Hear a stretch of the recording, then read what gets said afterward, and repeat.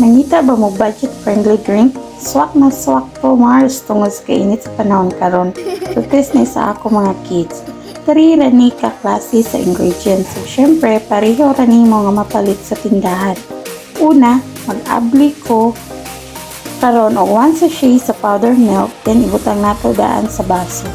Butangan nato og gamay lang jud nga tubig para mahimo nga sticky.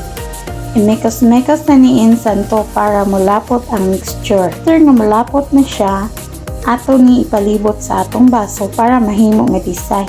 Then, sunod natong dugmokon ang Oreo. After madugmok ato ning ibutang tuyok sa atong baso. Then magbilin ta gamay para pang toppings. Pagkahuman ani, ato sa ning iset aside. Karon atong ablihan ang Milo, then butangan nato og tubig nga igo-igo lang. Kutaw nato hangtod ma-dissolve ang powder.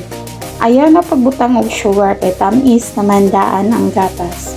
Then sa atong baso, magbutang tagdaghang ice cubes. Then ibutang nato ang atong kinutaw nga Milo.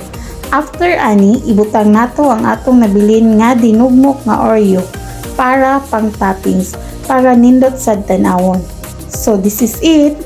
Ato na ning tilawan. First taste, dili ra jud tamis ug walay halong char. Sulayin na ninyo mga Mars og diri ra ko photo. Bye bye.